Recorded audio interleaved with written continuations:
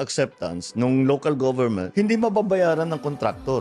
Okay. Sa tawagin yung kontraktor, tignan mo ulit, hindi tama itong ginawa ninyo, ayusin mo. Pagka naayos nyo yan, pipirmahan ko ito, mababayaran kayo. Yun ang sistema noon. Yun ang dapat. Apparently, in the last administration, they removed that entirely.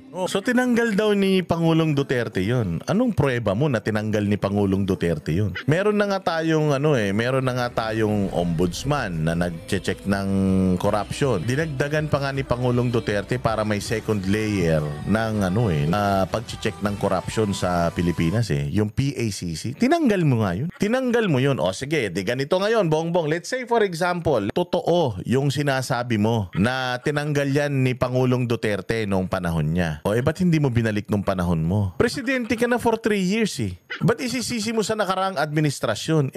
Wala namang kaso ng pandarambong nung nakaraang administrasyon. Wala naman tao nagrereklamo ng corruption nung nakaraang administrasyon. Pagka may bagyo, pag may dilubyo, ang lalakas ng mga tumama sa atin, meron pang Maute, meron pang Marawi, hindi naman tayo nang hingi ng abuloy mula sa ibang bansa. Nairaos naman ni Pangulong Duterte lahat. May build projects pa.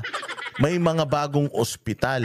May mga bagong eskwelahan. Ang gaganda ng mga programa ni Pangulong Duterte, may 10 taon yung passport, 10 taon yung mga lisensya.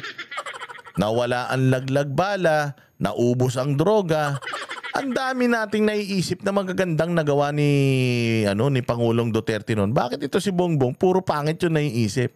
Acceptance nung local government, hindi mababayaran ng kontraktor. Okay. Sa tawagin yung kontraktor, tignan mo ulit, hindi tama itong ginawa ninyo, ayusin mo. Pagka naayos nyo yan, pipirmahan ko ito, mababayaran kayo. Yun ang sistema noon. Yun ang dapat. Apparently, in the last administration, they removed that entirely. So tinanggal daw ni Pangulong Duterte 'yon. Anong pruweba mo na tinanggal ni Pangulong Duterte 'yon? Meron na nga tayong ombudsman na nagche-check ng corruption. Dinagdagan pa nga ni Pangulong Duterte para may second layer ng pagche-check ng corruption sa Pilipinas yung PACC. Tinanggal mo nga 'yun. Tinanggal mo 'yun. O sige, di ganito ngayon, Bongbong. Let's say for example, totoo yung sinasabi mo na tinanggal yan ni Pangulong Duterte noong panahon niya. O ba't hindi mo binalik nung panahon mo? Presidente ka na for 3 years Ba't isisisi mo sa nakaraang administrasyon?